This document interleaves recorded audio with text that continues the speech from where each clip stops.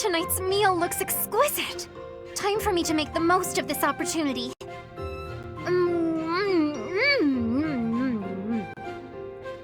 Are you all right?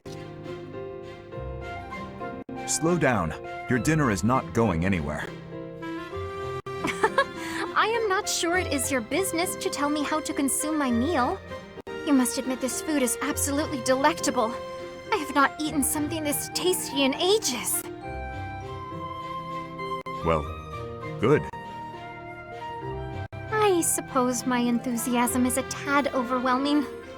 Do you happen to know who cooked this meal? I did. You are the chef? Today? Yes. I do not think I have ever been brought to tears by a meal. Oh, Dedue, you are a chef without peer. Why, that was truly more delicious than anything I have eaten in all my years. I highly doubt that. No need for modesty. I could certainly never make anything even remotely so delicious. That gives me an idea. Will you please teach me how to cook such delicacies as the one I ate just now? You want me to teach you to cook? Indeed! I have never been so emotional over cuisine. You must teach me your ways. Very well. But only if you are serious, and do not quit halfway through. Oh, I would not dream of it. Thank you, Chef Dedue.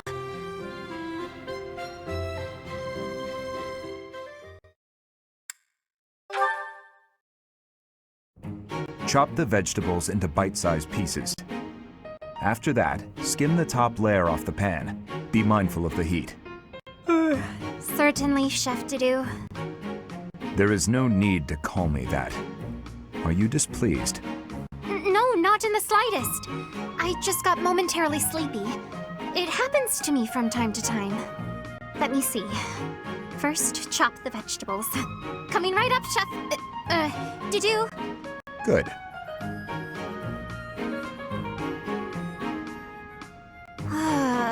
I am so bored. Day in and day out, it is nothing but dicing vegetables and waiting for water to boil. I want to feel like I am actually cooking. It is not as though I do not know the basics. He could at least let me hold the spatula sometime.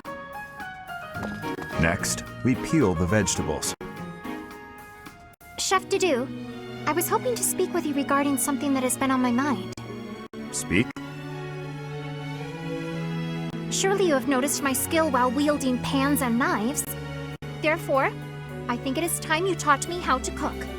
Beyond all this water boiling and vegetable chopping business. Impossible. But why? All must be done in the proper sequence.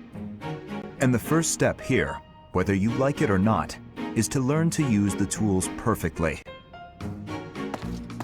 Come now! You have seen how I use a ladle. You know I'm good for it. He has left me no option but to take matters into my own hands.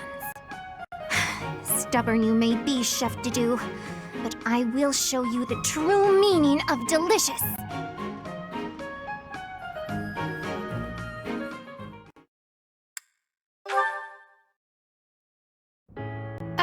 Hello there, Dedue. I just want to say that I am really terribly sorry. For what?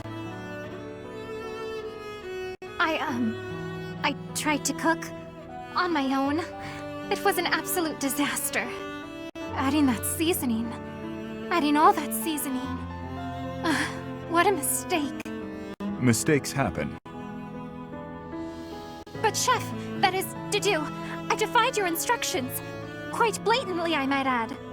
I tried to cook before I had gained mastery over the tools. I have been a terrible student. Are you going to stop teaching me now? Is that what you want? Not in the slightest. I desperately want to learn from you. As you were then.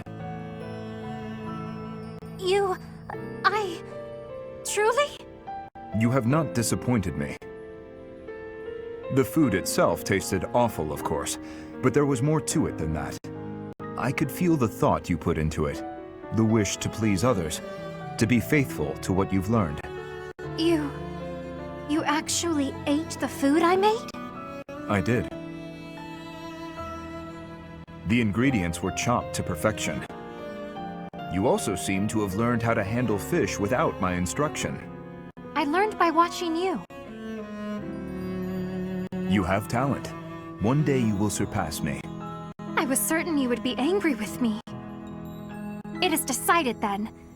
Someday, you will exclaim that something I made is delicious. I do not quite know how many years it will take, but I am willing to rise to the challenge. Please help me get there. I will. However long it takes, I look forward to it. Now, your next lesson will consist of the selection and seasoning of ingredients. Of course, Chef. rather. Call me whatever you want. Oh, this is so exciting! Let me see. Chef Dedue, Master Chef Duda, oh, Supreme Chef Deddy Pie! I suppose I've already committed. Oh, I know! Chef Deddles!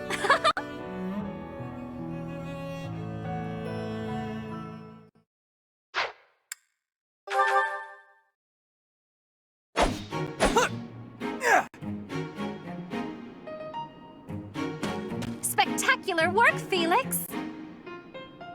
Why are you here? You're interrupting. Oh, my apologies. I simply thought you were doing a great job. Just how sharp is that blade of yours, Felix? Do you imagine you might be able to cut something cleanly with it? Probably. Ah, wonderful! I have a special request for you then. You want me to cut this firewood? I do. I shall toss them one by one to you, and you shall make a sweeping blow to slice them. Sounds like a chore. I saw a knight do it once, so surely you can as well. Or perhaps you are worried that you are not capable. What? I am more than capable. Right. Show me what you are made of. Here it comes. Doing them one by one is tedious. Just throw them all at once. All of them? If you insist. Here we go! Wow, you truly are spectacular! I know. You are undoubtedly the most revered woodcutter in all the land. Now I am intrigued. Next time, let us try an even larger woodpile. Why did I agree to this?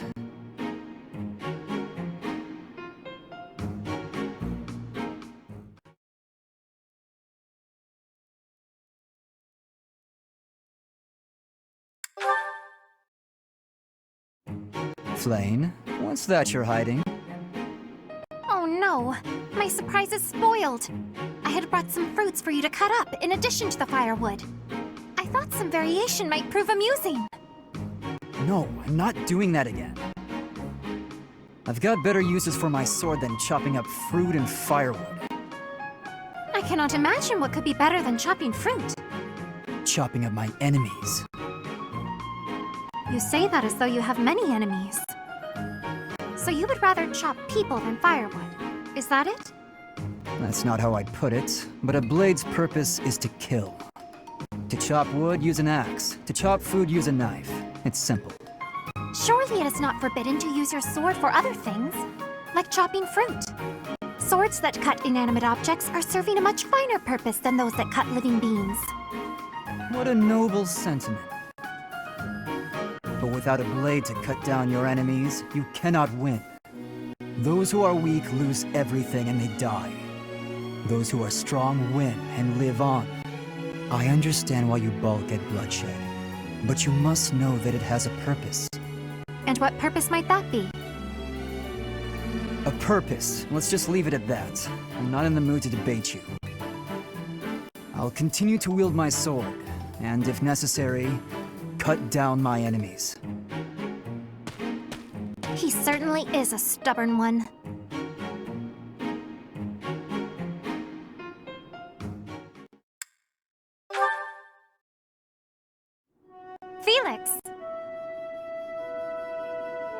You, what is it now? Do not fret. I have not come to ask you to chop wood. I have other things to speak of with you. You said that for one to live, they must also be prepared to kill. This again. Yes, that's what I said. You still have a problem with that? No, I do not have a problem with it at all. I simply want you to live too. Oh, okay. Then I'll get back to my training. Excuse me, I am not finished yet. During this time of war, you must wield your sword to ensure your own life. If that is the case, then it follows that we should bring an end to this war. To end the war, you'd have to kill more people. Perhaps that is true. But once all is said and done, there would no longer be a need to kill, only to live. Is that not so? That's pure fantasy. But if it came to pass, there would be no place for me. What would I do? I was raised to swing a sword. It's all I know. In a world without strife, warriors like me would be lost souls. It's tragic in a way. We fight to bring peace, and then, if we achieve it, we lose our purpose. I do not think that is anything you should worry yourself over. If the war ends and peace reigns, I shall be sure to have plenty of wood chopping for you to do. What a generous offer. And you will never be short on fruits and vegetables to chop for me either. If you felt like you lost your purpose in life, surely you would find a new purpose. It is not like you to be afraid of losing something after all. I never thought about it, but maybe there is a path for me in peacetime. I'm intrigued. I might even like to realize this fantasy of yours. Oh, that brings me such joy, Felix. Together, we can make this a reality. I can see it now. A life where you slice vegetables rather than people. I will greatly enjoy the day when we inhabit a world like that.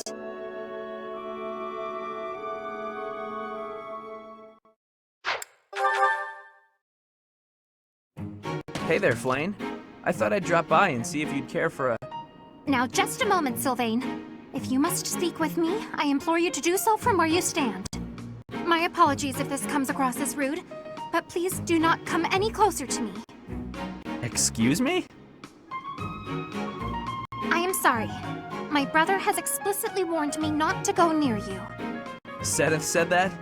I bet he also told you any woman who comes too close to me is, how does he say it? Doomed to misfortune? He used those very words. Is it true then? Come on. He's just messing with you, obviously. Of course I would prefer to believe that, but one can never know for certain. Particularly when similar stories are constantly in circulation about you. I have heard that men and women alike have been seduced by your nefarious ways. I hate to suggest my talents are being oversold, but... I have heard that you toy with people's emotions, like a cat toys with its prey. Do I really look like such a villain to you? Well, perhaps not. You do not strike me as much of a charmer. When you put it like that, I feel like I should defend... Yeah, forget it. Let's get to the actual point. Did I not tell you, Sylvain? Stay away from me. It's kind of awkward talking from so far away. Can I please step just a little? Truly, there are countless terrible stories of your behavior. I've heard that you panic when there aren't women around to flirt with, that you've gone as far as flirting with horses and even chickens. Oh, come on. Who would even... You should know that your brother has an overactive imagination. I would like to believe that you are a sincere and reputable person, Sylvain. But there is no smoke without fire. Or so the saying goes. I may not be the most respectable fellow you'll ever meet, but... Until I can be certain, please refrain from coming too close to me. Now, if you will excuse me, I must be on my way. Flayn, wait! Come back! And she's gone. All I was trying to do was deliver a message. Flayn, hey! The professor said we need to come to the cathedral! I'll run really far ahead so you don't have to walk near me! There, I tried telling her. The professor can't be mad about that.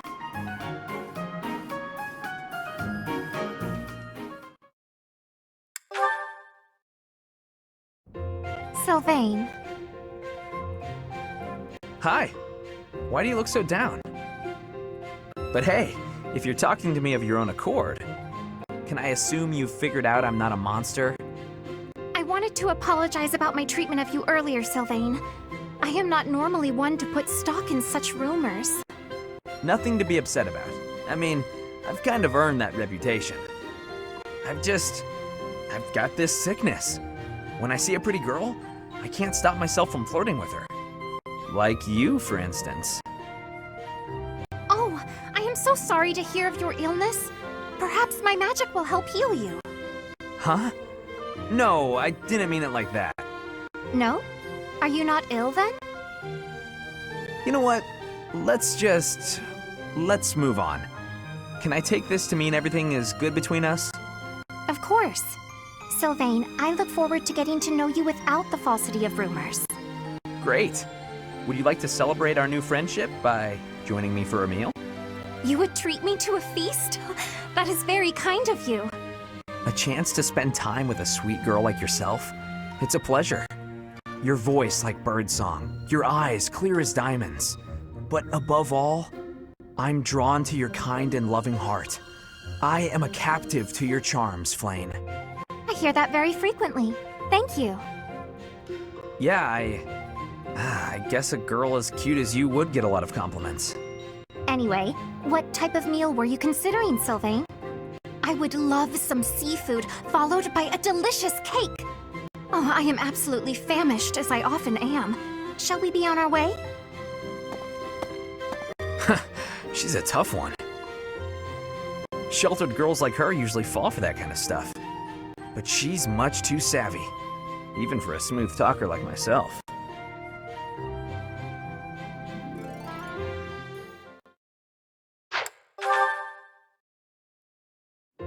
Yet another lovely day. On such a fine day as this, it would certainly be nice to go for a stroll with someone. I wonder if anyone is around. Oh my, such awful noises. Who, or rather, what is making those sounds? Huh? Oh, hello, Flayn!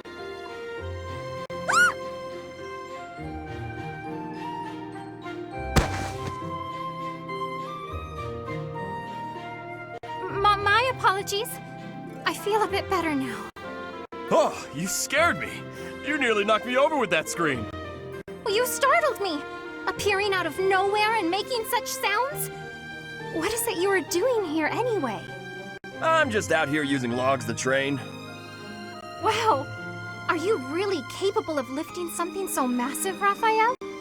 Of course. Wanna see?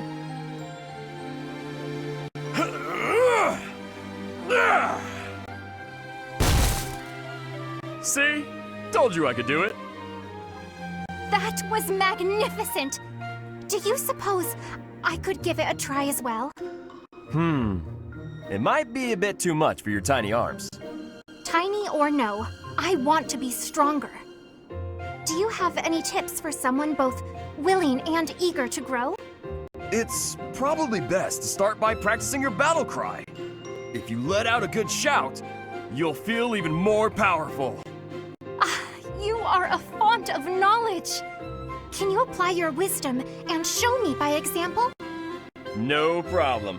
Just follow my lead. Yeah! Hurrah! Yeah! Rah! Ah! Yeah! Wah! Nyah! How did I fare? Do I look stronger now? It's working! I knew this would help!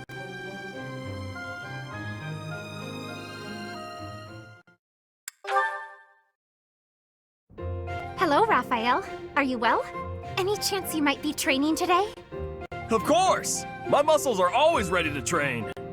I imagine so. Mind if I tag along? I have been practicing my battle cries. I believe you shall notice a marked improvement. Rah! Yeah! Wow! That sounds much better than last time. But try doing it more like this. Oh, hearing it anew is positively invigorating. I have much training ahead if I am to become as strong as you. Try not to strain yourself. You've got smarts, so you shouldn't have to worry about your muscles. I won't be satisfied until my body is as strong as my mind. As my body is so frail, my brother is endlessly worrying over me.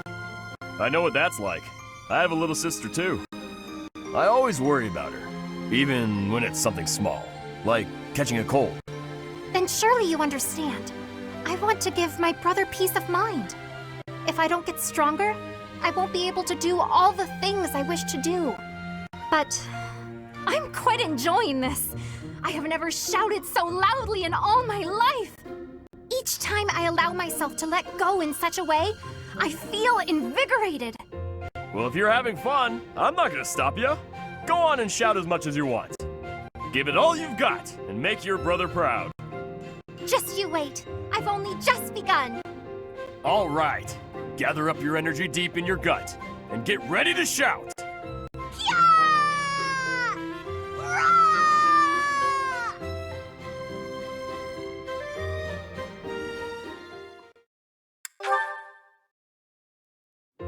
Rah!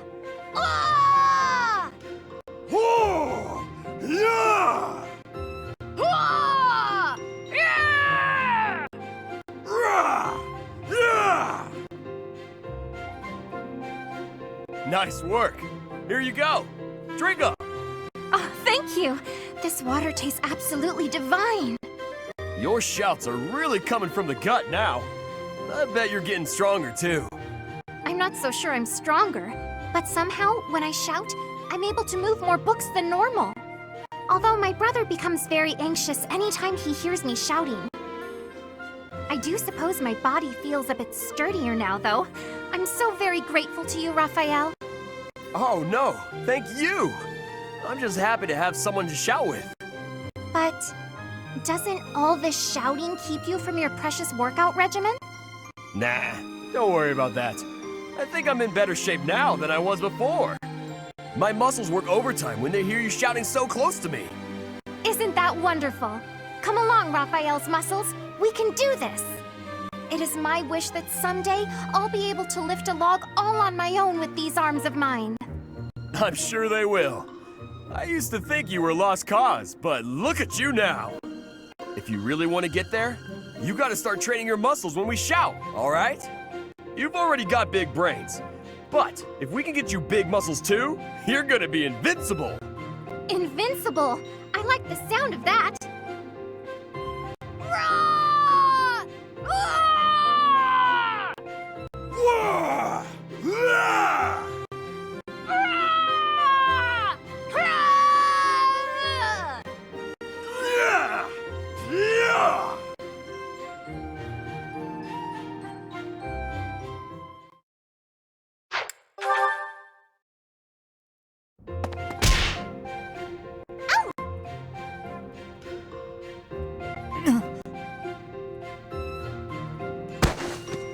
Flayn, I'm so sorry. Are you hurt? No need for concern. I'm quite all right. Are you sure you're all right? Were you injured? No, nothing of the sort. I just got a bit dizzy, standing up so quickly. We should go to the infirmary. Come on, I can take you there. Come now. I appreciate the concern, but I am quite all right. Look, I am perfectly fine now. See? Ignatz.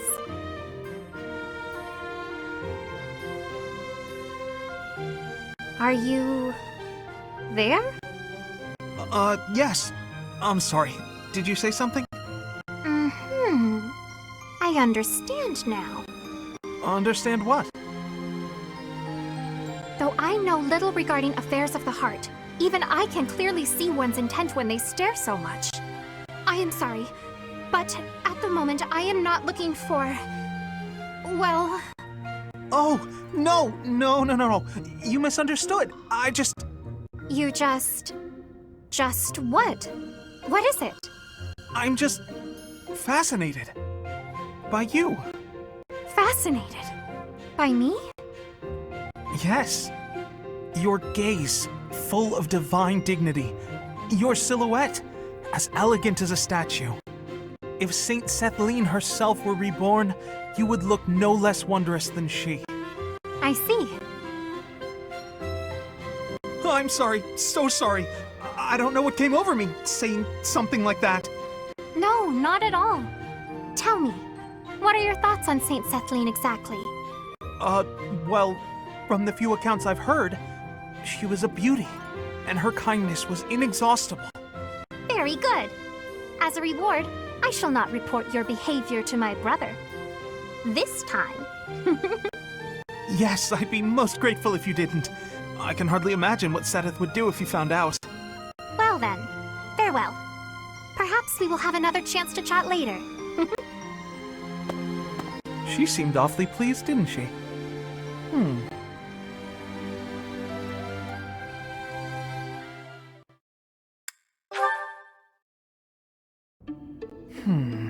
Nothing here. What are you doing? Oh, Flayn! I've just been researching the exploits of Saint Sethlene. And why is it you're doing that precisely? Well, painting is a hobby of mine, and I thought I might like to capture her likeness. Well, how lovely.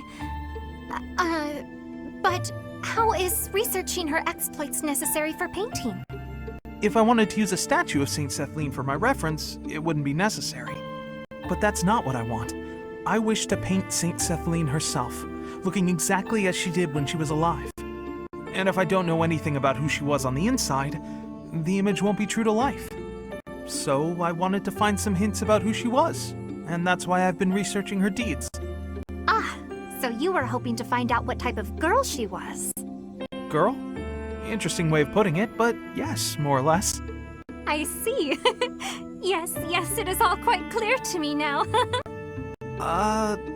What's happening? Okay then. Allow me to share with you what I know of Sethlene's deeds. Long ago, in a world ravaged by war, Sethlene led a secluded life with her father, Keyhole. One day, they met Saint Zeros, who was grieved by the chaos and destruction of war. And so, the three decided to join forces. Huh? But I thought the saints gathered following a revelation from the goddess. At the Battle of Tailtine, they fought against the 10 elites led by Nemesis, who sought to conquer the whole world. Sethlene tended to her allies on the field of battle, until she exhausted all her strength. Then, she fell into a long slumber. But according to legend, she used her miraculous powers to heal all of the wounded. Interesting story, is it not?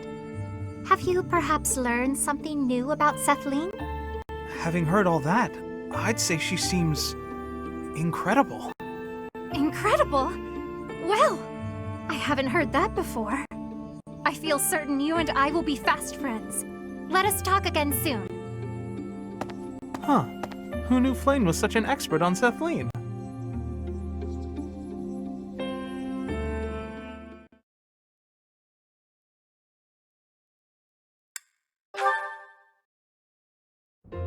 Flayn!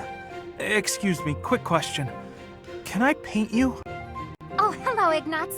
What an unexpected surprise. I'd like to paint your portrait, Flayn. For some reason, whenever I try to visualize Saint Sethlene, I think of you. No wonder I've repeatedly felt someone's eyes boring holes into the back of my head lately.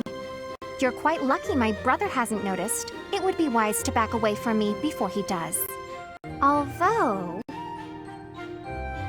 I shall agree to your request, on the understanding that you paint me to be more illustrious than Saint Sethlene. More illustrious than the statue? Surely you mean as illustrious. Am I not the more illustrious? The more breathtaking? Well, true, you are a sight to behold, though I'm not sure about the competitive tenor of that question. I'd expect you, as an admirer of Saint Sethlene, to speak more admiringly? An admirer, You say such funny things. Now then, Would you like me to pose? Oh, I have many ideas up my sleeve. A pose? No need. You can just sit down. Are you certain about that? It sounds rather dull. How long will it take you?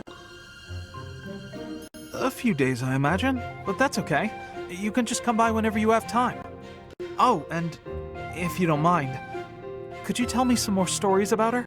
The stories you tell about Saint Cethlean are so much more vivid than the other legends I've heard. She seems so impressive, so fierce. I can't help but admire her too. Actually, I have changed my mind. No longer do you need to paint me as illustrious. Instead, paint me as fierce! Sure, I guess. I think cute might suit you a little better, though. Did you not just say that Saint Cethlean had an impressive and fierce way about her? Well, if that is the case, then I too would like to look fierce. You're welcome to paint me repeatedly until you get the expressiveness just right.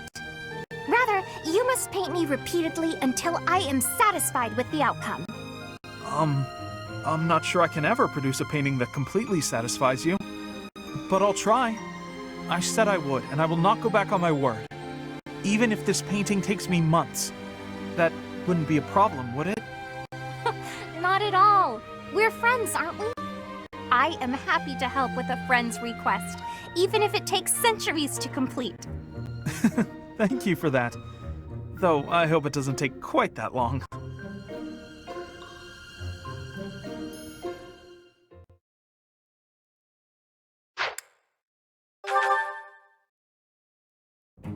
Flayn! There you are. I've been looking everywhere for you. You worry too much, brother. I think a kidnapping is good cause for concern. I was so worried about you I nearly fainted. Had that not happened, I would have never been allowed to join the professor's class. Even from something so dire, some good did come of it. That is a dangerous attitude. This world is full of peril. You must be more vigilant. Please understand, I allowed you to enroll here only because I thought it best for your safety. I am very much aware of that. You wanted to speak to me of something? Yes, my dear little sister. You are kind beyond all measure, and you are the very picture of innocence. But precisely because of these very fine qualities, I worry about your interactions with the others here. The youths of our army are particularly eccentric. As your brother, it is my duty to help you with any concerns you may have. I do appreciate the offer, but all the students and professors have treated me exceptionally well. Even so, there must be at least some worry. Please, you need not conceal anything from me. You worry far too much. There is truly nothing to share, and nothing for you to fret over. Are you absolutely sure? The idea of you suffering in silence is unbearable to me. Enough! I made it clear that nothing is wrong. I stand by my word. Well, there is one concern that comes to mind. What is it? Tell me. I will help however I can. There is a certain somebody who seems determined to get in the way of my friendships with my classmates. What? That's horrible. Fear not. I will handle this scoundrel for you. Just tell me his name. It is you, brother. Now then, I must be on my way.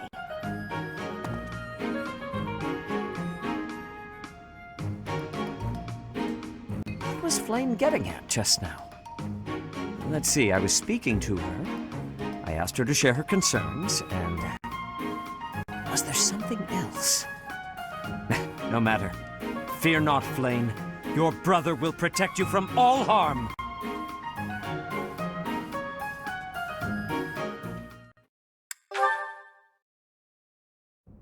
Brother! Flayn, is something the matter?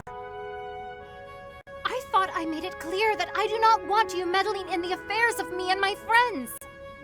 I am not quite sure what you are referring to, but I promise you I would never try to stand in your way. It has come to my attention that you have been running about asking people what they think of me. Asking everyone! Well, of course I have. It took me quite some time. But for you, it was well worth the effort. I was able to confirm that you are getting along well with everyone. It was very reassuring. I cannot emphasize enough how embarrassed I was when I found out. And you have caused such a stir for those whom you questioned. Why, one person even said he feared for his life when you cornered him in the dining hall. The dining hall? Ah, I know the fellow you are referring to.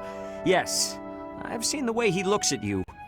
I recognized in an instant that he had impure feelings for you. As your brother, I took it upon myself to test his resolve. I merely asked him if he was prepared to lay his life on the line for my beloved sister. He is nothing more than a friend. Kindly keep out of my social business in the future. I am happy to see that you are making friends, but you should weigh your options more carefully. Who I befriend is absolutely none of your business. Do you know what they call people like you? Overprotective meddlers. I am no longer a child. Are you incapable of trusting me, even a little? Of course I trust you, but as an elder brother, I have a certain responsibility. As my brother? Obviously. Oh, never mind it. If you'll excuse me.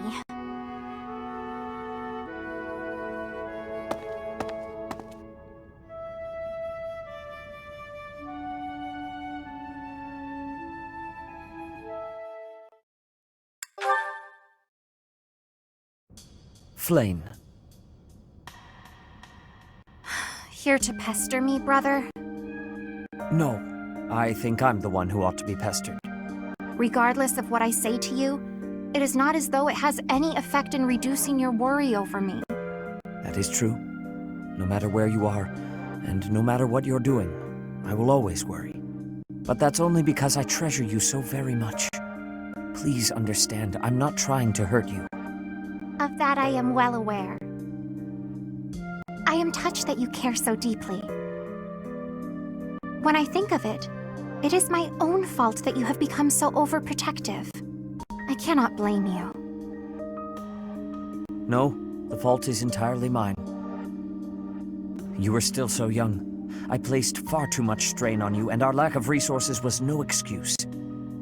Worse, I failed to watch you during the battle. Your mother, too.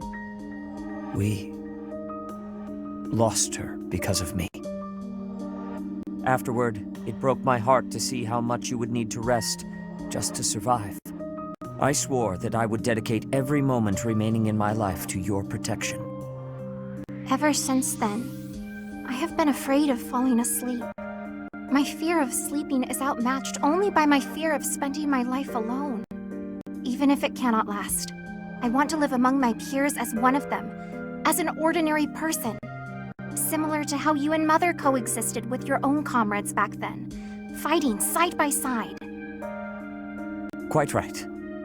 I know you must leave the nest someday. No matter how many ages our lives may span, I know that's the way of it. Father. Don't. Nobody is listening, Father. Let me address you as such just this once. I have valued the quiet days you and I have spent alone together. But I am no longer a child. Just as you and Mother met one another, and eventually I was brought into the world, I know. Please, no more. No matter what happens, you are my daughter. It gives me great joy to see you grow.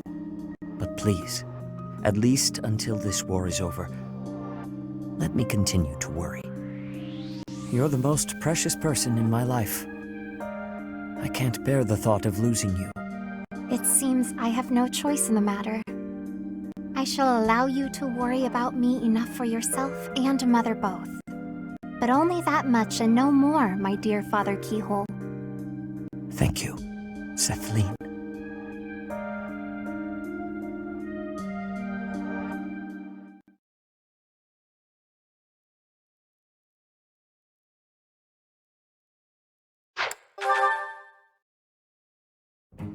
Hello, Professor Manuela.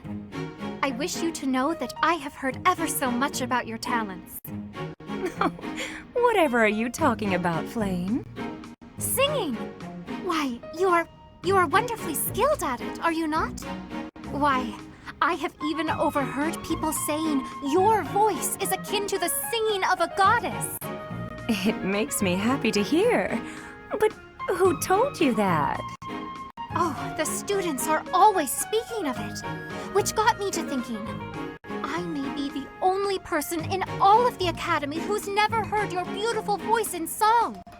So, I was wondering, Manuela, might you sing a little something for me? Your request is touching, but I can't perform on such short notice. My voice is an instrument and requires proper gentle care. However, the stories are true. I was once the leader of the Middle Franc troupe, but that was a long time ago. Middle Franc? What do those words mean precisely? You've never heard of the Middle Franc troupe? Before the war, it was the single most popular opera company in the imperial capital. I used to sing on stage with them. I was the star, in fact. Oh, wow! In all of Enbar? They must not have been around when I was living there. You used to live in Enbar? Indeed. Although I was quite a bit younger at the time. It is where I was born, as a matter of fact. Oh, well, you must have been too young to hear about us. Yes, that could be. And what precisely is the function of an opera troupe? You don't know what an opera troupe is? Well, it's a group of performers like myself who act out stories on stage in front of a big audience. Stories with lots of singing. I understand now. I certainly have experience in the fine art of storytelling. There is often singing as a part of story time for the children at the monastery. That is darling, Flayn. But I'm not sure it's quite the same thing as an opera. You see, operas are performed in grand theaters with orchestral accompaniment. Everyone attending wears their finest. It is a very special occasion. Theaters, they're called? You mean to say that there are buildings exclusively used for telling stories? You've never even heard of a theater? You're an intelligent girl, Flayn, and the world is full of wonders. You have a lot left to discover.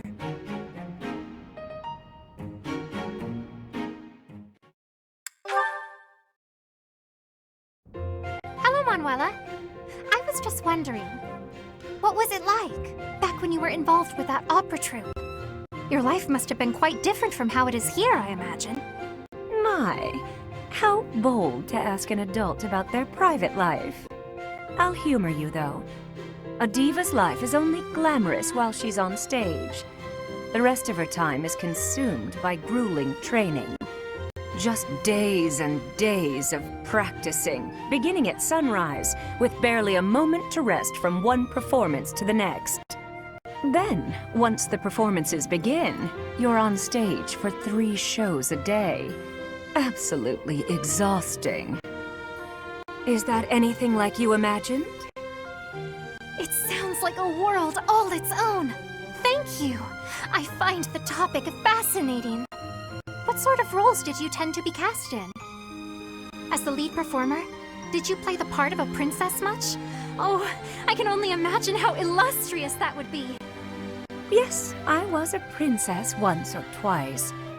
And it was quite something, let me tell you. All those royal jewels and flowing gowns. And they didn't just give me the pretty clothes to wear because I was beautiful, you know. I had to fight and claw my way into every role. But once I was there on stage, singing my solo, and all eyes were on me, it was worth it. I was rewarded for every one of my countless hours of practice. And the cheers when I finished a song, the applause. Oh, I can't properly explain it, but I can tell you, it's an experience I will cherish until the day I die. Wondrous. It all sounds so very glamorous. Despite how rigorous a schedule you kept, it sounds like the hard work was worth those fleeting moments on stage. Mine has always been a quiet life. It is hard not to feel a twinge of envy hearing such stories from you.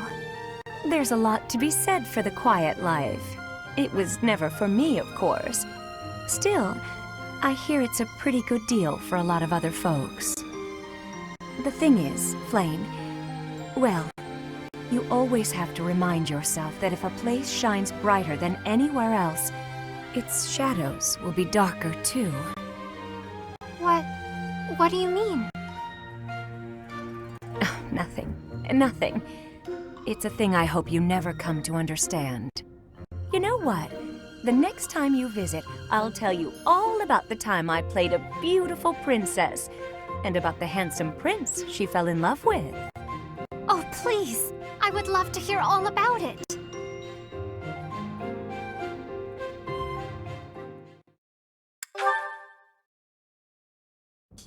Manuela, do you recall what you told me? You mentioned that if a place shines brighter than anywhere else, then its shadows will be darker too. You sound so worried. That was nothing, dear. Call it a joke. It most certainly did not sound like a joke. Can you please elaborate? Of course, I love hearing about your glamorous past performing on stage.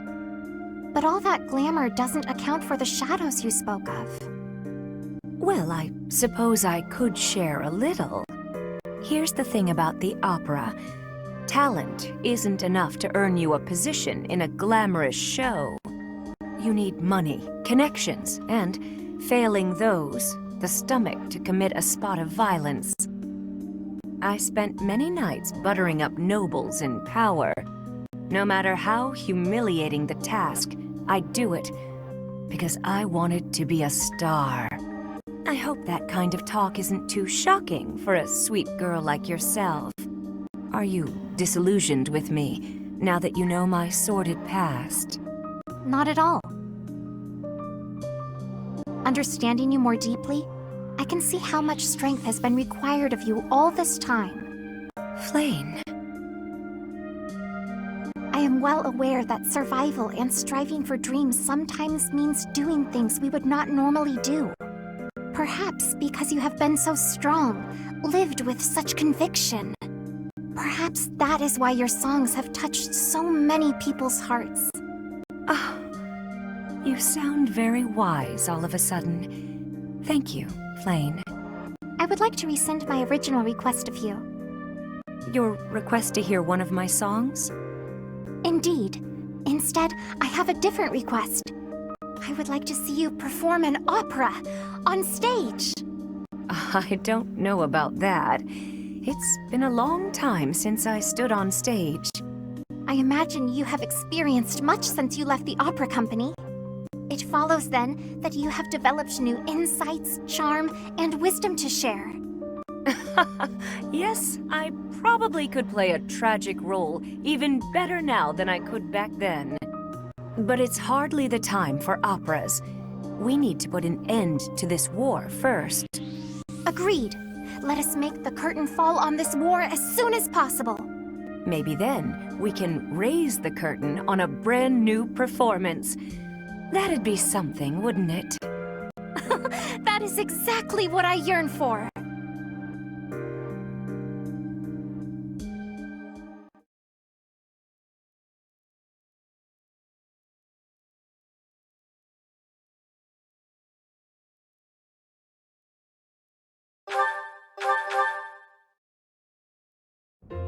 Excuse me, Professor. May I have a moment of your time? Ah, wonderful. I was hoping you might enlighten me. About yourself, that is. You see, I happen to be quite curious about you. Well, because there is something different about you. You possess an air of mystery. I could not help but notice when first we met. I am intrigued, to say the least. I find it rather difficult to put into words. Were I to wax poetic, I would say you remind me of the sea. Have you ever been, Professor? The sea is vast, boundless. On the surface, all seems still. Yet beneath that stillness, it is unfathomably deep. Within, it teems with life. Yet without, one is lucky to glimpse a fleeting shadow. And yet, all one must do is cast a line to grasp hold of all that life. You cannot see it at a glance, but it is there all the same. About fish, of course. Oh, bother. I got sidetracked, didn't I? Right. About the sea. During a storm, the once calm waters become mighty enough to overturn even the vastest ships. Not unlike you. You are calm. You carry yourself with poise. Yet you wield great power. My brother is uncertain of you, however. He referred to you as a youth of dubious origin. Oh, but please do not think ill of him. He is incredibly dedicated to his work. So surely you understand why he would have doubts about one of whom he knows so little.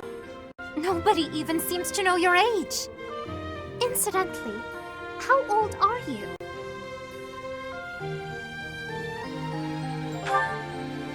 Wait, you do not know your own age? You truly are mysterious. Looking at you, it is quite difficult for me to determine. I wonder, could you be younger than your own students?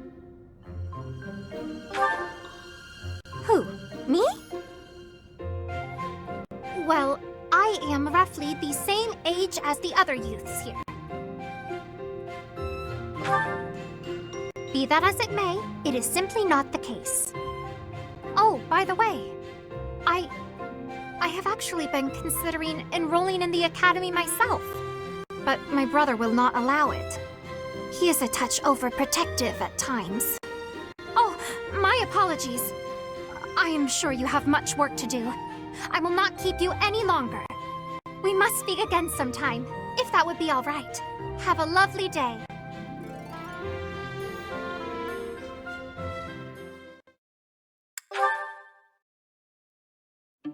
It has been a while since we last spoke, Professor.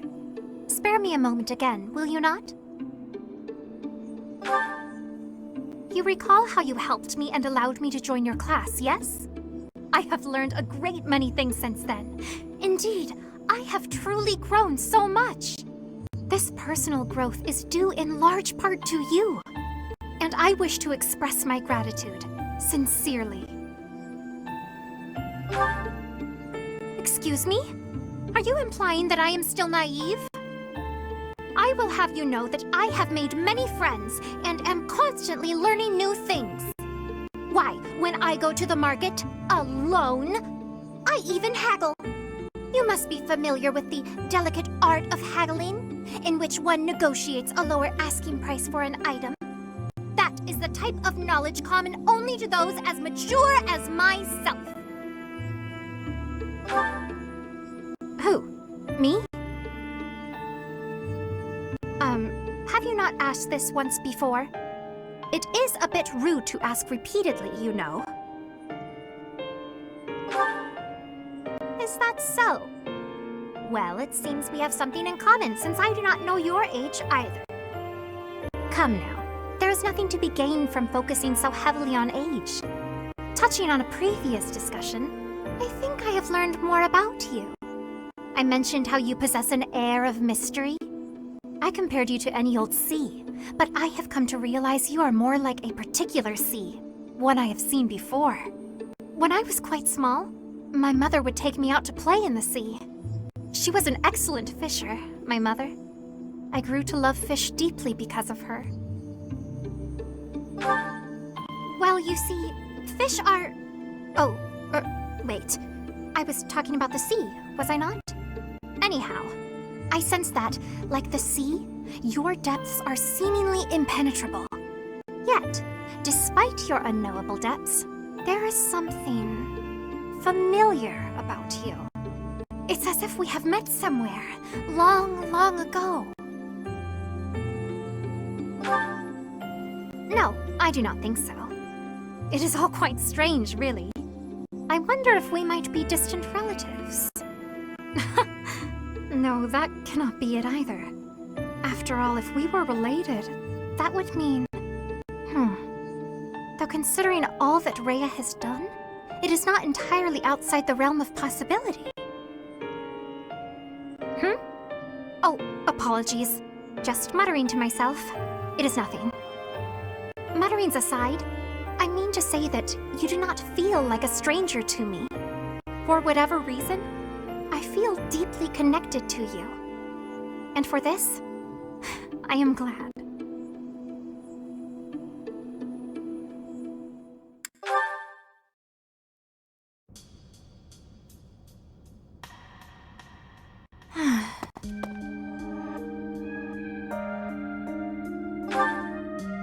Oh, hello, Professor. How nice to see you. You caught me off guard. I was actually just thinking about you. Just a moment ago? Well, I am afraid I just do not understand you. When we first met, I sensed something different about you, something mysterious. And now I am convinced your existence itself is very special. Thinking on it, I know it to be true. You have a crest that should have been lost long ago. You wield the sword of the Creator as if it is nothing. Your hair and eye color changed on that day 5 years ago, to the same sort of color as mine and my brother's. I do not know. My brother refuses to speak to me of it. Since then, you have led us into battle, and thus far, we have always come out victorious. Your comrades and colleagues adore you. They believe in you, in your strength. I doubt there is a single soul who is likened to you. Who are you, really?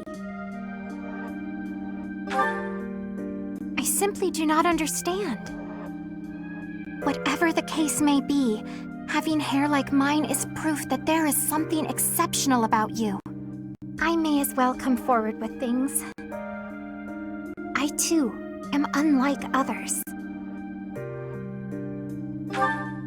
Surely you recall when I was targeted, specifically for my blood? I may not be special in the ways you are, but my blood is rare. It seems the two of us share a special... differentness. I also believe that we are bound together in some way. Of this I am certain. Therefore, I intend to stay by your side and watch over you. Your existence must be preserved at all cost.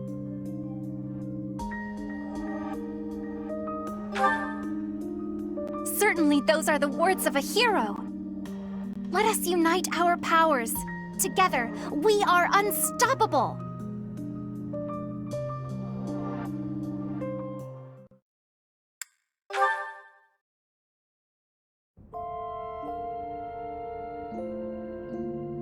Tell me, what is it you were actually trying to say? You cannot possibly be serious. How can this be true? You are sincerely saying that the progenitor god Sothis dwells within you, and that you have inherited her power? That is utterly... bizarre. If I may be so bold, do you consider yourself male or female? I have only ever heard you referred to as a male, but Sothis is most assuredly female. Am I to believe that you are a male goddess? I am not certain how much sense that makes. I suppose there are circumstances by which such a thing is possible. Oh, are you not? But if you have inherited her power, then surely the two of you have become one. It all makes my head spin. I suppose I will take your word for it.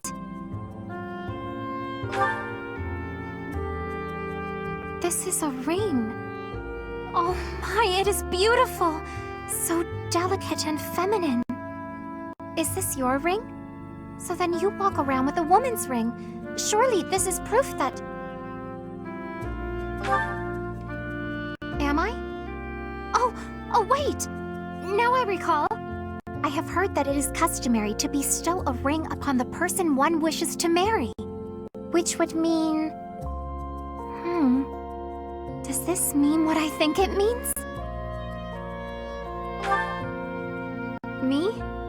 You? Us? You mean to tell me that you have fallen in love with me? I think I might faint. No one has ever... Well, of course they have not. Oh, my apologies. I am quite taken aback. Are you most certain I am the one whom you love? I always knew there was a deep, special bond between us. I never quite imagined that it might develop into this. Or perhaps I did imagine it. Often. I must ask once more. Are you certain that you are not the goddess Sothis? This is all so surreal. I graciously accept your proposal and this beautiful ring. Your heart is as vast as the ocean. I ask that you wrap me in your embrace, for now and for all eternity.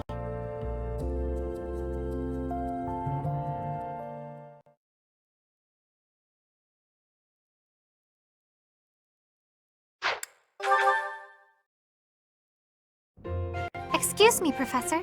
May I have a moment of your time? Ah, wonderful. I was hoping you might enlighten me. About yourself, that is. You see, I happen to be quite curious about you. Well, because there is something different about you. You possess an air of mystery. I could not help but notice when first we met. I am intrigued, to say the least. I find it rather difficult to put into words. Were I to wax poetic, I would say you remind me of the sea.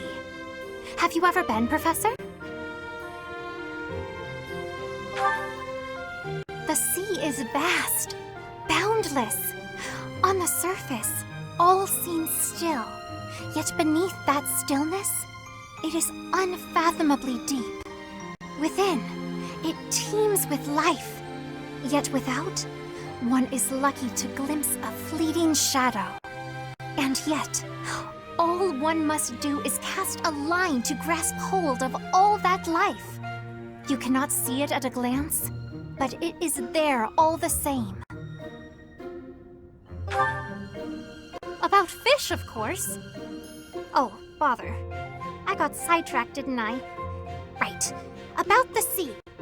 During a storm, the once calm waters become mighty enough to overturn even the vastest ships. Not unlike you. You are calm. You carry yourself with poise. Yet you wield great power. My brother is uncertain of you, however. He referred to you as a youth of dubious origin. Oh, but please do not think ill of him. He is incredibly dedicated to his work. So surely you understand why he would have doubts about one of whom he knows so little. Nobody even seems to know your age. Incidentally, how old are you? Wait, you do not know your own age? You truly are mysterious. Looking at you, it is quite difficult for me to determine. I wonder... Could you be younger than your own students? Who? Me? Well, I am roughly the same age as the other youths here. Be that as it may, it is simply not the case. Oh, by the way, I have actually been considering enrolling in the academy myself, but my brother will not allow it.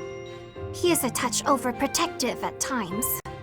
Oh, my apologies. I am sure you have much work to do. I will not keep you any longer.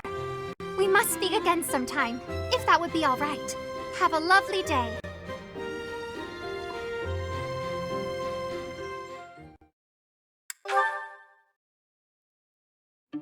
It has been a while since we last spoke, Professor. Spare me a moment again, will you not? You recall how you helped me and allowed me to join your class, yes? I have learned a great many things since then. Indeed, I have truly grown so much. This personal growth is due in large part to you. And I wish to express my gratitude, sincerely.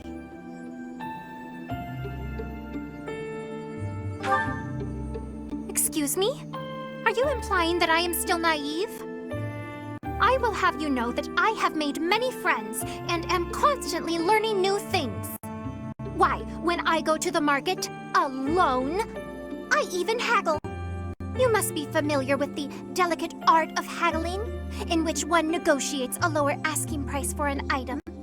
That is the type of knowledge common only to those as mature as myself.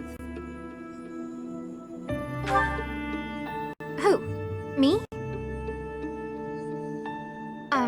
Have you not asked this once before? It is a bit rude to ask repeatedly, you know. Is that so? Well, it seems we have something in common, since I do not know your age either. Come now, there is nothing to be gained from focusing so heavily on age. Touching on a previous discussion, I think I have learned more about you. I mentioned how you possess an air of mystery. I compared you to any old sea, but I have come to realize you are more like a particular sea, one I have seen before. When I was quite small, my mother would take me out to play in the sea. She was an excellent fisher, my mother. I grew to love fish deeply because of her. Well, you see, fish are... Oh, wait. I was talking about the sea, was I not? Anyhow, I sense that, like the sea, your depths are seemingly impenetrable. Yet, despite your unknowable depths, there is something familiar about you.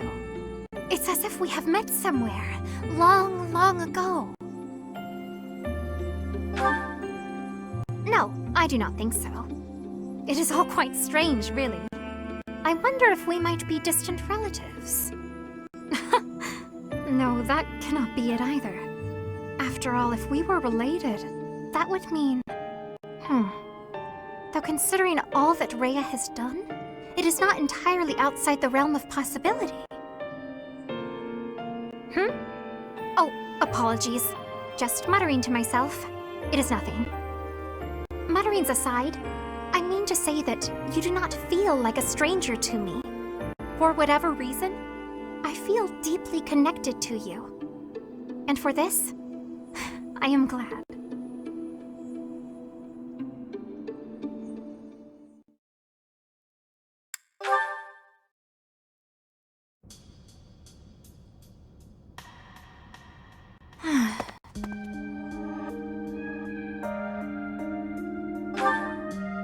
Oh, hello, Professor.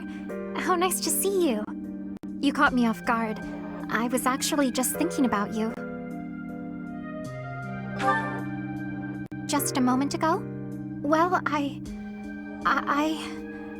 am afraid I just do not understand you. When we first met, I sensed something different about you, something mysterious. And now I am convinced your existence itself is very special. Thinking on it, I know it to be true. You have a crest that should have been lost long ago. You wield the sword of the Creator as if it is nothing. Your hair and eye color changed on that day 5 years ago, to the same sort of color as mine and my brother's. I do not know. My brother refuses to speak to me of it. Since then, you have led us into battle, and thus far, we have always come out victorious. Your comrades and colleagues adore you. They believe in you, in your strength. I doubt there is a single soul who is likened to you. Who are you, really? I simply do not understand. Whatever the case may be, having hair like mine is proof that there is something exceptional about you. I may as well come forward with things. I, too, am unlike others. Surely you recall when I was targeted, specifically for my blood? I may not be special in the ways you are, but my blood is rare. It seems the two of us share a special differentness. I also believe that we are bound together in some way. Of this I am certain. Therefore, I intend to stay by your side and watch over you. Your existence must be preserved at all cost. Certainly those are the words of a hero. Let us unite our powers. Together, we are unstoppable.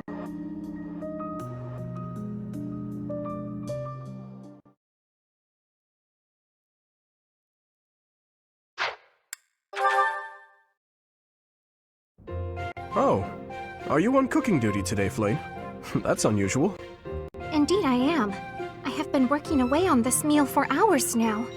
The only thing is, each time it is my turn to tend to the meals, those in the dining hall seem to miraculously become very busy and evacuate the premises.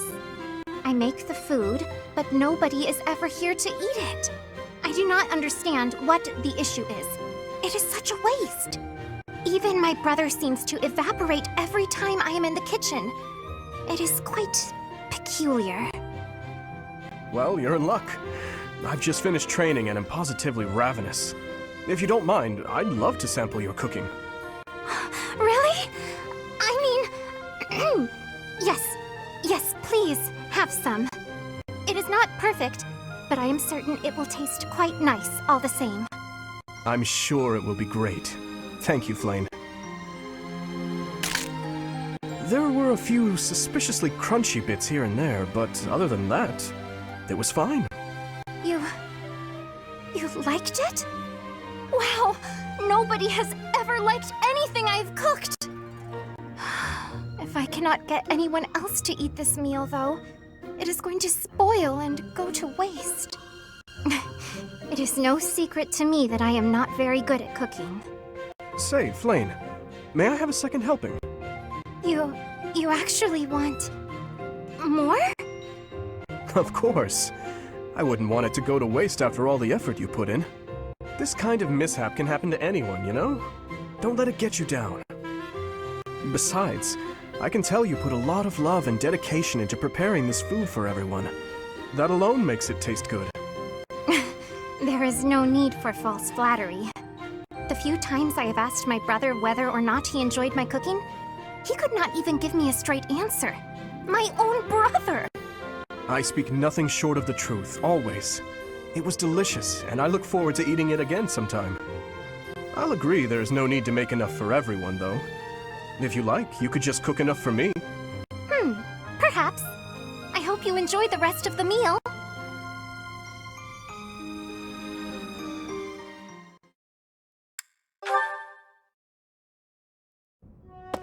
Why are you out and about so late, Dimitri? Hello, Flayn. I could ask you the same thing. Me? I was feeling restless and came here to think. I see. I'm here for the same reason. How funny. But, are you feeling well?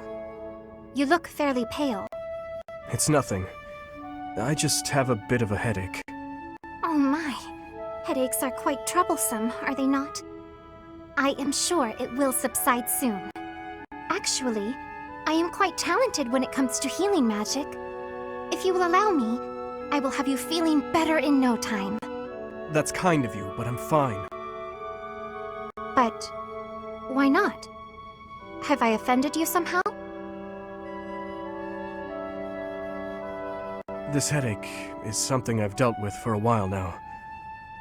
Ever since my family and friends were murdered before my eyes. I must never forget that day.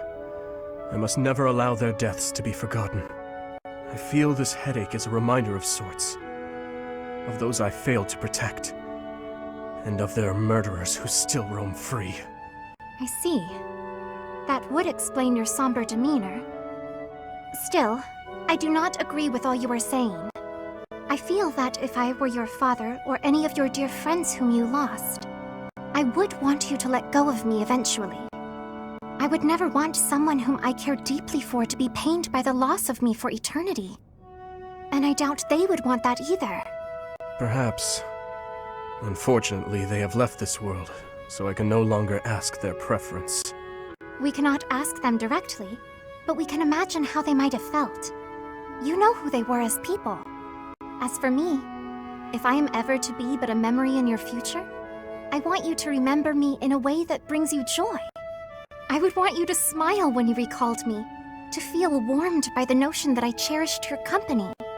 I cannot imagine I am the only one who feels this way.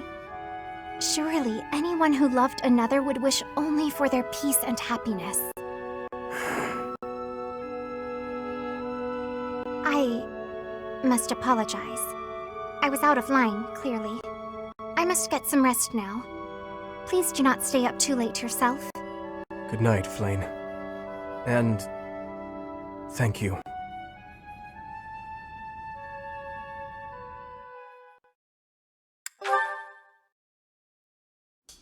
Up this late practicing with your lance, are you? And what about you? Have you got something on your mind again? You really should go to bed. It is chilly out, and you could catch cold. What's the matter? Have you been having nightmares? Well, in a certain sense, yes. Can you spare a moment? Of course. Thank you. I want to apologize to you. When last we spoke, I mishandled the situation. Your words that night touched me deeply. It felt as though I had been punched in the gut. But more importantly, I think I owe you an apology. I lied to you. You did? Do you recall when I ate that meal you cooked and I told you it was delicious? The truth is that no matter what I eat, I can scarcely taste it. I have not had my sense of taste for 9 years now. My cooking certainly is not something people often compliment me on. I am sorry. When I said the food was good, I was just saying what I thought you would want to hear. An apology is not necessary. You were only trying to be kind, after all. In the end, I am not sure it was kind. Just the same, it was nice to hear. Oh, hey! I have an idea! What if you sampled some really pungent food? Or something extremely spicy? Maybe that would... Flayn. Yes? I like your cooking. I cannot taste it properly, but in my book, it is truly delicious. No need for the flattery. Anyhow, maybe someday you will get your taste back. I hope then you will be able to compliment me sincerely about my cooking.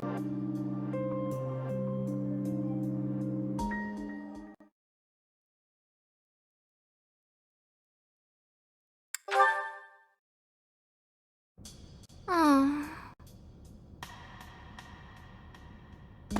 Flayn? What is the matter? Is something weighing on your mind again? It is freezing out here. You should be bundled up in your warm bed. Listen, Dimitri. The truth is, I am afraid of sleeping. Afraid of it? Why? I am afraid that when I close my eyes, I shall fall into a very deep sleep. One from which I cannot wake up.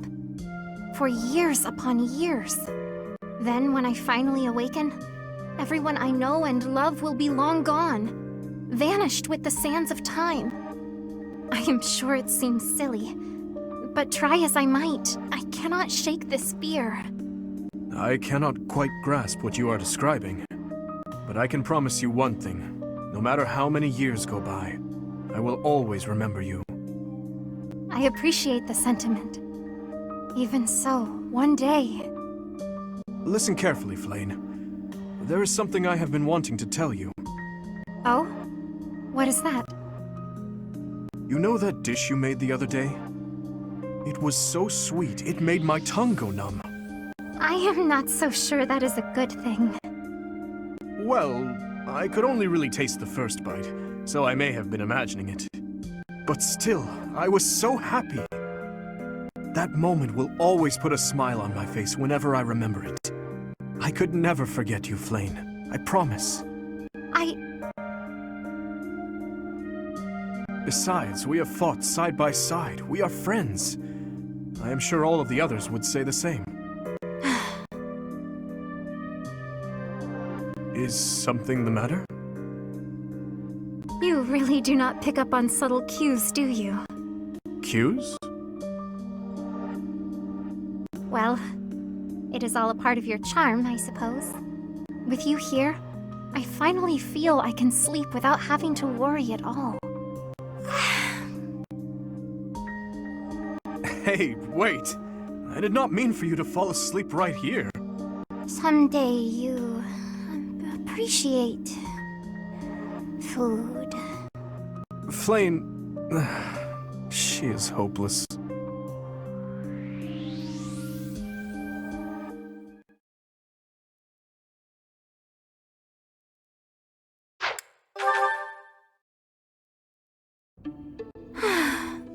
As expected, I am not finding anything at all. Flayn, are you looking for something in particular? Oh, I was just hoping for general reading that might illustrate the lives of city dwellers. Right. Well, there should be regional records somewhere around here. I haven't need of official records or anything of the like. Just some light reading on the subject.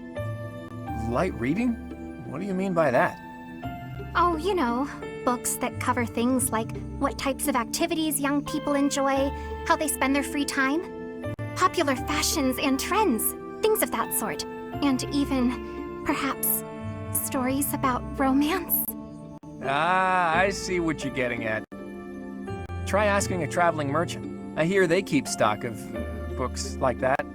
As for here, I don't think you're gonna find much aside from a bunch of stuffy records.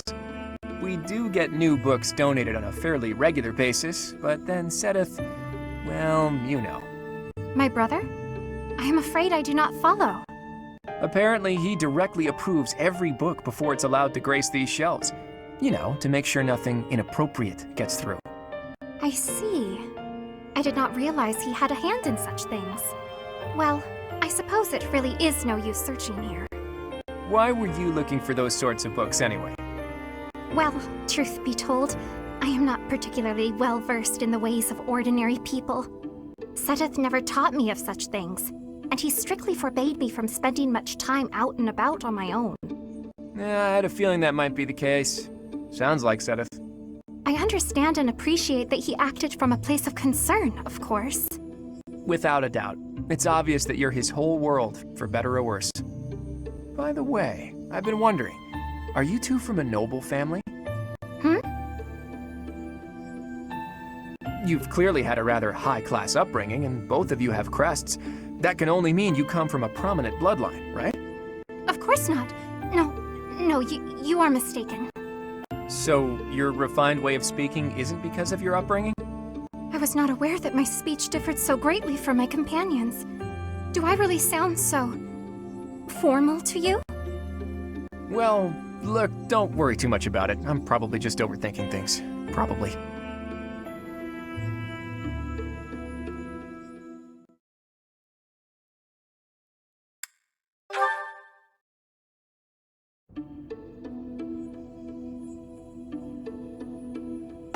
Hi, Flayn. Have the Four Saints caught your fancy? Hello there, Claude. No, not particularly. I was merely looking. I see. In any case, do you mind if I ask you a little something? It's about your family's origin. This again? There is truly nothing of interest to discuss on that topic. Ah, but when you try to change the subject like that, it drives me mad with curiosity. That said, taking a secret by force isn't my style. That's why I devised a different approach. Relentless nagging. Might I suggest giving up entirely? Truth be told, my brother has asked that I not speak of my background to anyone. I thought it might be something like that. Oh well, guess I'd better give up on trying to get you to tell me yourself. Instead, why don't I tell you about the theory I've come up with? You've concocted a theory, have you? I suppose there is no harm in listening to it. I did a bit of investigating into the crests that you and Seteth bear. Seteth's is the major crest of Keyhole, and yours is the major crest of Cethlean. Where did you learn of this? Oh, I just took a peek at some records by a renowned crest scholar. I'd rather not say more than that. Anyway, my point is that I don't think I've ever heard of two siblings each bearing the major crests of a pair of saints. If the legends are true, then Saint Keyhole was Saint Cethlean's father, wasn't he? Which means if you and Seteth were the descendants of Saint Cethlean, that would explain how you two came to possess Keyhole and Cethlean's crests. You mean to suggest that my brother and I are the children's children's children of Cethlean? That about sums it up. An interesting theory, to say the least. But surely you must know. Saint Cethlean was never married. There are no tales of her having ever had children. Sure, but the possibilities are endless. It's not like legends are known for their accuracy. But based on your reaction, I guess I'm probably following a bad lead here.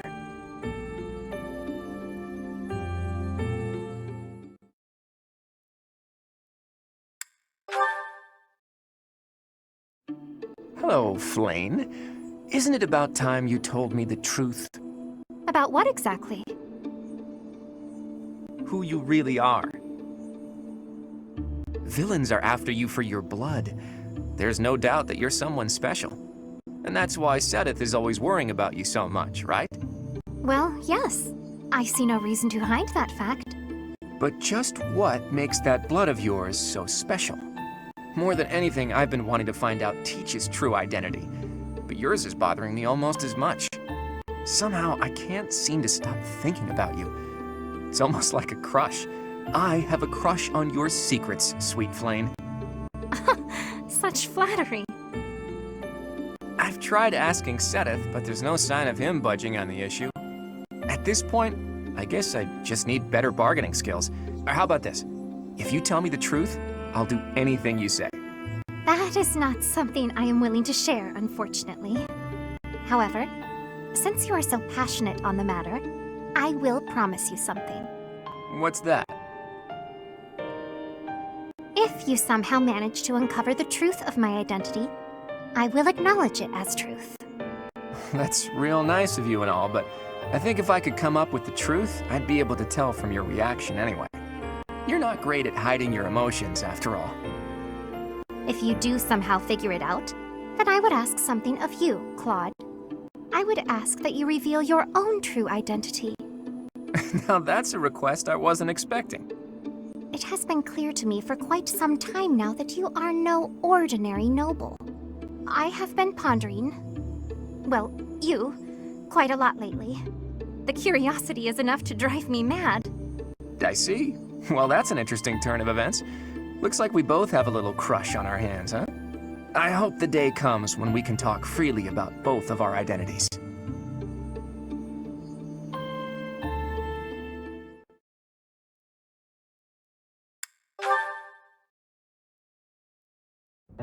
I have told you already, I am quite all right. You say that, but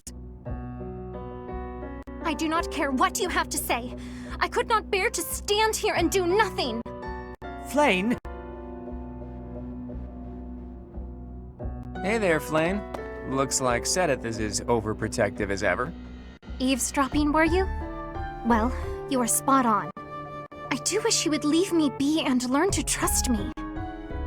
Listen, Flayn. Before I take a stab at your true identity, there's something I want to ask.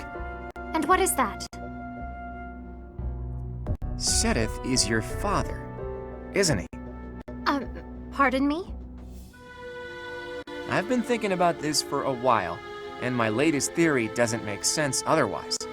That overprotective attitude of his, it seems like more than just sibling concern. More like a father protecting his only daughter. How can you be so sure? Hilda's brother and Raphael are quite similar, are they not? They're both pretty clingy, sure, but even they are willing to let their sisters live their own lives. Whereas Seteth, there's something more at play there, an entirely different dynamic. I imagine that is because even taking into account your special blood and the people targeting you because of it. I feel like Seteth has devoted his whole being to you, like only a father would. Have you confronted my brother with your theory? As if he'd tell me anything even if I did. Though maybe if I tried to trick a reaction out of him. I could try calling out, "Daddy!" from behind him when he least expects it. Nah, he'd probably kill me if I tried that. Not a good idea. That sounds most entertaining. I would love to see you give it a try. Perhaps you could request... Father, please grant me your daughter's hand in marriage. I can feel my face turning red. Hey now, don't joke about that. That's something that should be done properly when the right time comes. Do you mean to say that the right time will come eventually then? Well, you never know what the future holds. But forget that for now. I want to talk about... As though this were something easily shelved. This topic holds far more appeal than that of identities, if you ask me.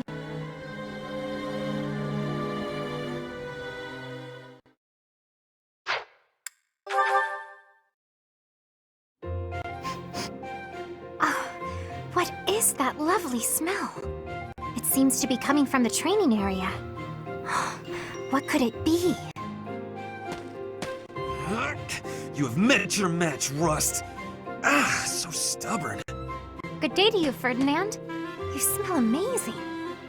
That is you I am smelling, is it not? Ah, Flayn, hello. Are you referring to the smell of this oil? Aha! Yes, that is the smell, all right. I am simply doing some armor maintenance. A little oil keeps the rust at bay, ensuring that the armor moves smoothly, without any hitches. I see. I thought maybe you were doing some cooking. You smell a bit like food. But I suppose that is the oil tricking my nose. I would not cook in the training area. Are you hungry by chance? Not really, no.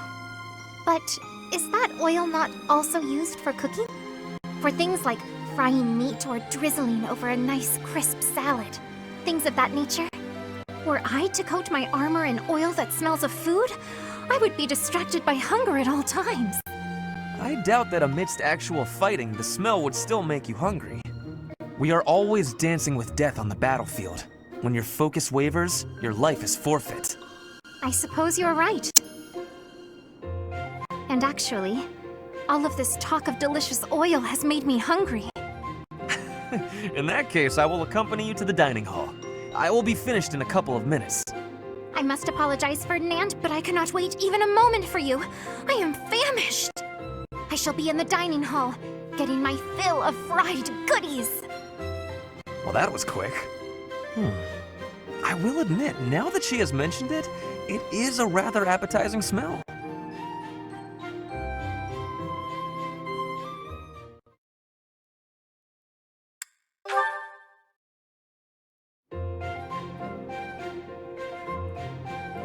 Good day, Ferdinand.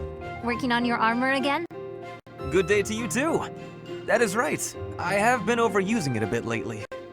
Now, allow me to wager a guess. Are you feeling hungry as usual? As usual? It is not as though I am always searching for a meal. I am rather interested in armor. Do you mind if I peer over your shoulder while you work? Of course not.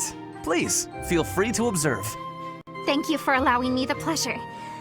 Ooh, so many different types. Wow! Helmets, armor, gauntlets. The range of defensive items seems innumerable. This one seems different from the rest of them. It is akin to a gauntlet, except... Flayn, careful! Huh? Oh! Flayn, are you all right? Did you injure yourself? I am well. But what was that? That could have been serious. Please forgive me. I should have warned you first. This is a new type of gauntlet with a spring-loaded blade over the knuckles. The mechanism is rather easily triggered. How foolish of me not to warn you. No, I am the one who was overly curious and reached out without permission. My apologies. But, when you snatched me out of harm's way, You embraced me quite tightly. Yes. You were in danger and my instincts simply took hold. I hope you will forgive my rashness. No, it is not that at all. It is just... You hugged me so tight. Did it hurt? I am so sorry, Flayn. I did not mean to cause you any discomfort. Not at all. Not in the slightest. Anyway, I had better be on my way. Such a delicate creature. And that sweet demeanor. Snap out of it, Ferdinand.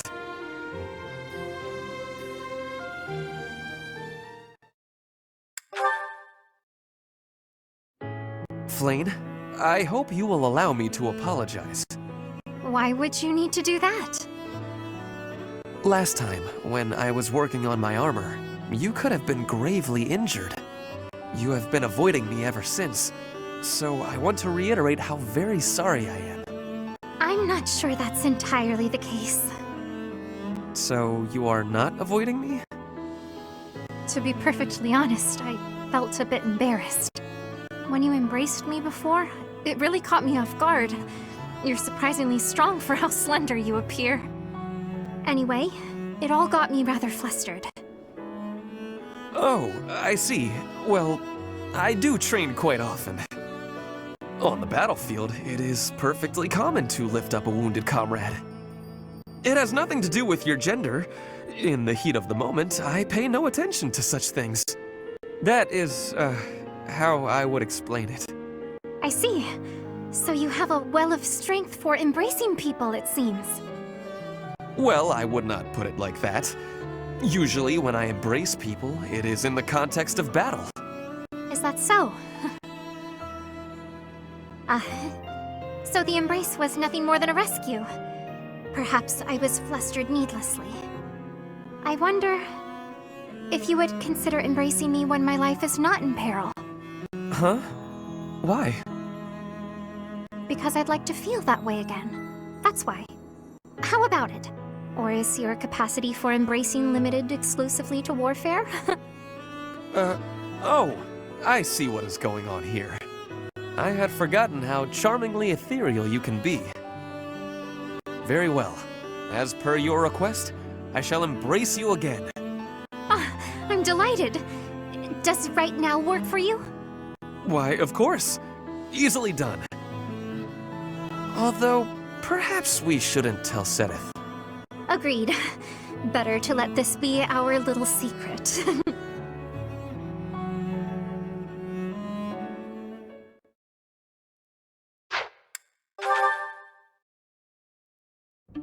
Now then, where is that book on dance? Hello, Flayn. I'm curious if you could confirm some suspicions I have. Hello, Linhart. What is it? I've recently been lost in study on the topic of Saint Cethleen. You're familiar with her life, yes? I know a little of her, as do many. But what does this have to do with me? Interesting that you would ask that. Your question betrays your understanding of my inquiry. I am quite certain that it does not, as a matter of fact. I have interviewed several members of the Academy and the Monastery. All agree that you have trouble focusing on detail-oriented work.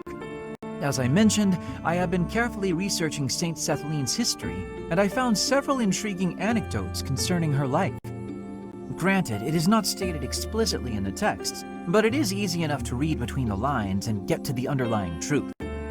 The authors of several tomes, all written within 50 years of Saint Cethleen's passing, imply she found it difficult to maintain focus on detail-oriented tasks.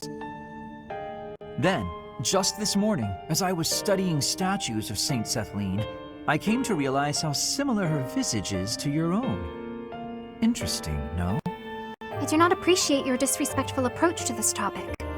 No disrespect intended, I assure you. Saint Cethleen is a major saint. I only mean to say that looking like her is an honor. I actually meant that you are being disrespectful to Saint Cethleen.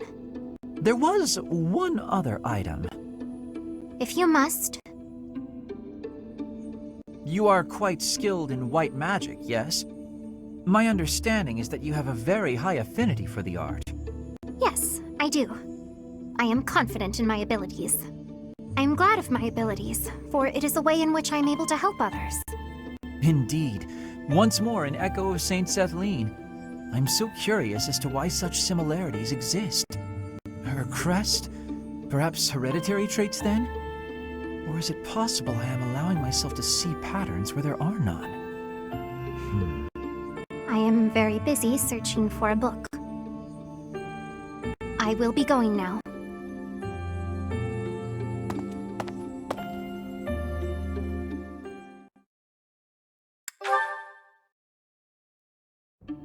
Flayn, I have another question for you, if you please.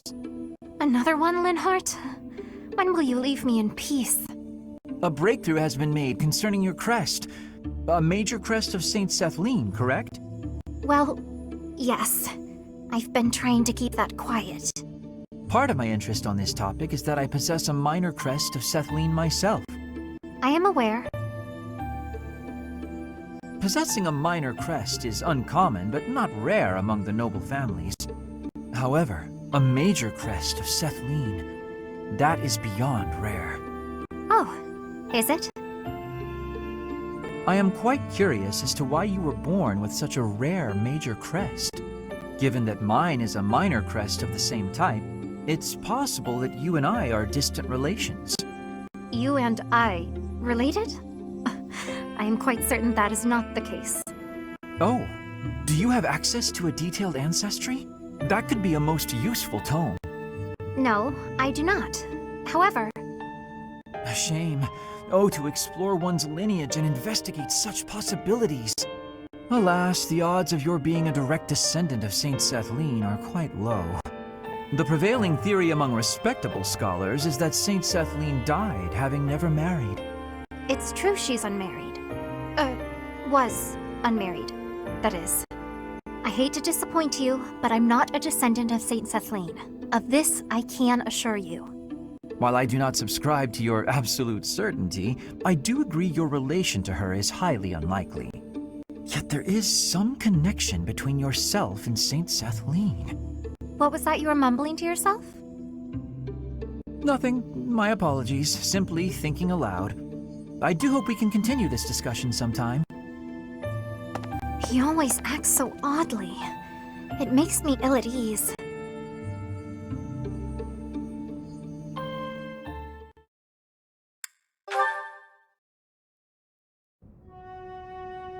Reading anything interesting?